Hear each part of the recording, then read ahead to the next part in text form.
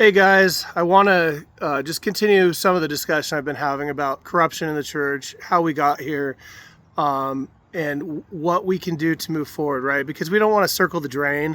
We don't want to just be kicking a dead horse all the time. Oh, another church leader is corrupt. Oh, corruption here, corruption there. Oh, I'm so hurt. I'm such a victim. Look, at those things are all true, but it doesn't help to stay there. That's kind of like going to therapy. I find that people who go to therapy seldom ever get fixed because all they do is OCD obsess on their troubles and their sorrows and their difficulties. You might get a few good cries and think that that healed you, but as long as all you're doing is talking about your problems, you can't move past the problems. You actually have to just at some point toughen up and start ignoring them and move on. Okay.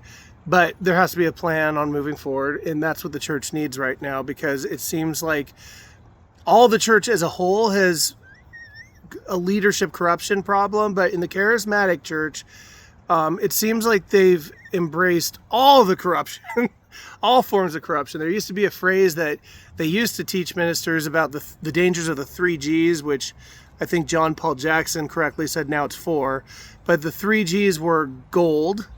Okay, leaders get led astray by gold, glory, like fame and all that, or girls. And now the fourth one we'd add is guys, because people are swinging all sorts of different sideways these days. But it's the 3-4 Gs.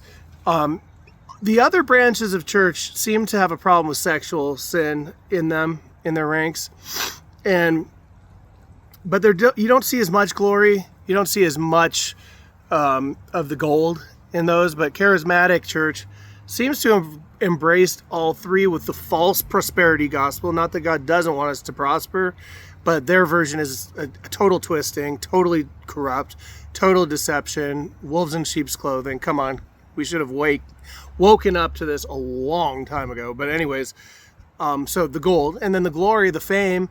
I mean, you don't see fame the same way in the other branches of the church that you do in the charismatic church, and that glory, the desire for glory, has led to lying signs and wonders, false prophecy, the whole package of corruption. So the question we need to ask ourselves, so that we're not just circling the drain and reiterating the same old problems over and over again, getting nowhere and just becoming bitter, how do we move forward? How do we fix this problem? And I think the issue stems from a church leadership structure issue, or not just church leadership, church structure issue as a whole. How do we conduct our services? We've developed and embraced a theater model. Like, it literally, we set up our church rooms like a theater on Broadway. You go, all the seats are angled towards a stage, and then performers step up onto the stage and do a performance, and then when they're done, church is over. Everyone goes back home. If you want anything of depth, then you're expected to find a bunch of other free time in your life to go and pursue those things. That's not the church's responsibility, that's yours. Well, it's not the sheep's duty to feed themselves, it's the shepherd's duty to make sure that those sheep are fed. And you have to have a balanced diet. You can't just eat candy all day. You can't just eat, even just vegetables all day. You can't actually do that, because if you do that, you're not going to get your protein, right? And it's the same thing. You can't just have a sermon as your one form of edification. There has to be fellowship. There has to be discipleship. There has to be a lot of things. And the church is expected to provide those things. But because we have developed a stage or a theatrical model or structure that has embraced what I call stagecraft, essentially we've made rock stars out of ministers, and then we all act confused when our ministers start behaving like rock stars, right? And we find out they're sexually immoral and money hungry thieves, essentially, when they're taking the donations that they try to raise towards a cause, and they're just buying themselves houses with it, or they're actual millionaires, and they're they're asking for support to help fix a broken down vehicle or something like that. That is all the result of us treating leaders and ministers like rock stars and having a theater model for church. I'm cool with worship being the way it is. I think worship leaders need to be cleansed. And also, so worship leaders don't get to act like rock stars either. You need to get out of Hollywood. There has to be integrity and character in worship leaders. But then on the flip side, you have to have people who have character and integrity and good voices. It's no good. It doesn't bring glory to God to have people who have great hearts who sing out of key. We don't need that either. We need both. So there has to be talent and character.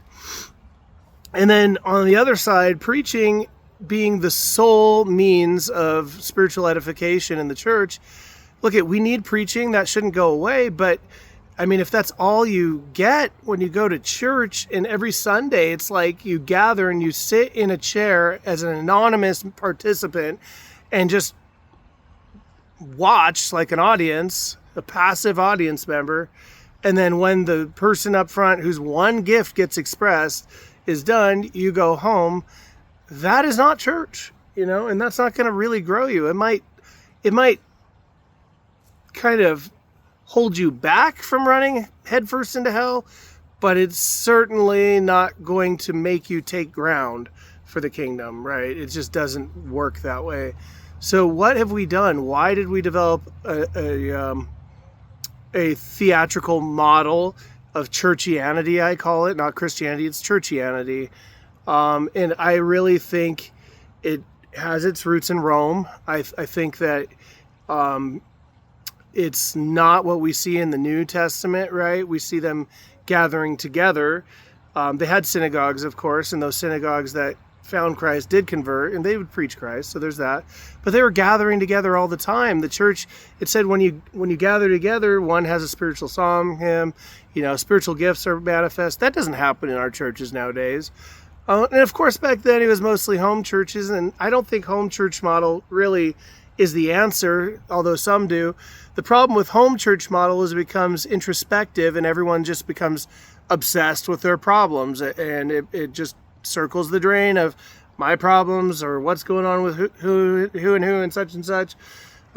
It lacks the big picture perspective of what God is doing on the earth. I personally believe in a hybrid model.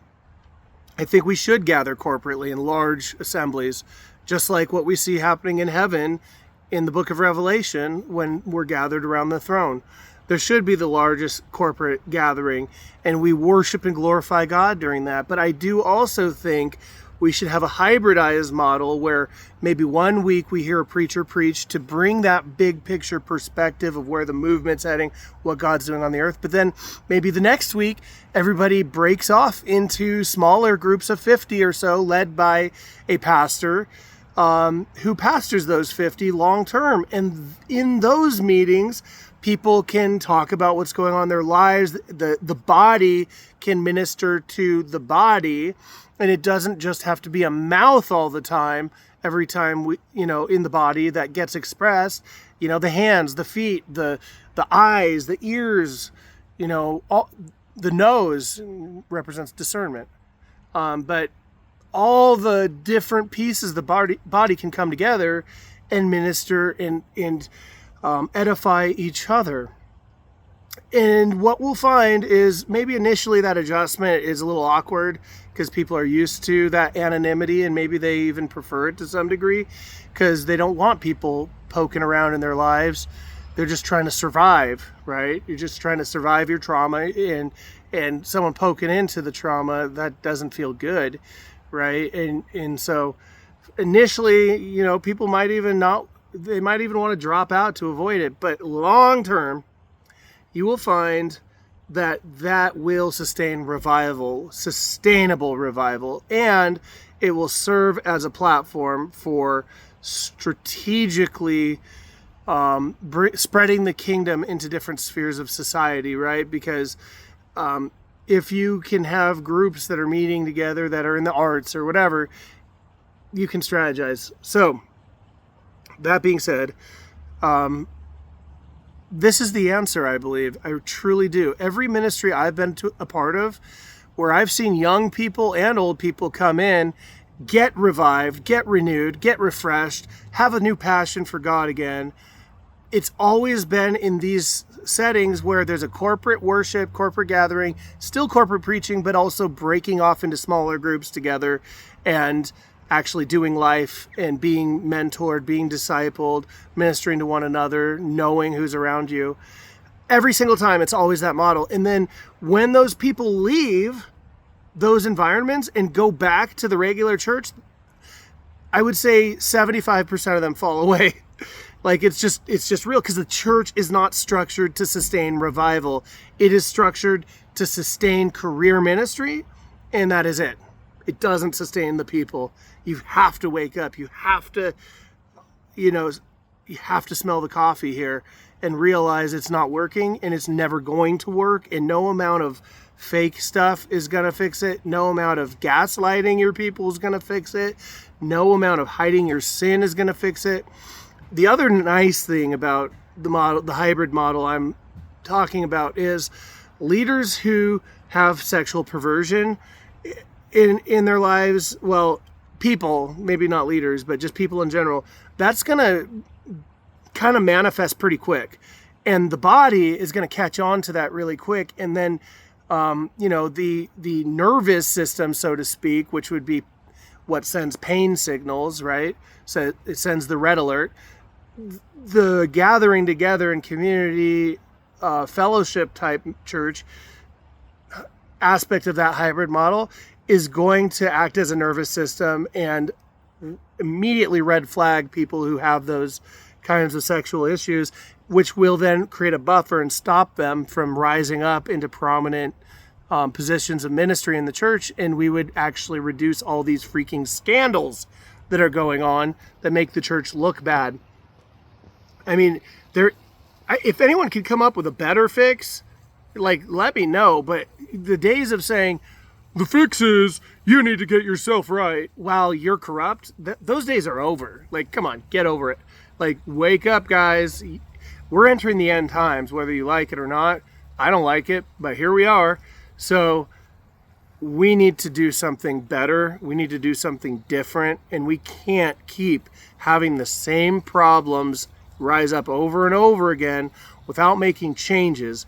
Not only that, we can't keep circling the drain talking about our hurts and traumas from the church eternally, but not actually taking action to do anything to change it other than exposing leaders. Because the second you take those leaders out, right, because you expose their sins, the devil is just going to attack the new ones, and it's going to be the same thing, because humans cannot on their own, isolated, stand up against these things. But if we change the church model, it will create a support system that will give us a better fighting chance. So those are my thoughts. I think we need a reformation, not just a revival. The church structure has to change to a hybridized model, preaching and fellowship. And if we don't do it, then God help us, we're in trouble. All right, those are my thoughts. Thanks for listening. Like and subscribe, please. I don't ask for that normally, but it helps me if you like and subscribe, if you liked anything that I said. I love you guys. I hope that you're doing well. God bless, and I'll talk to you soon. Bye.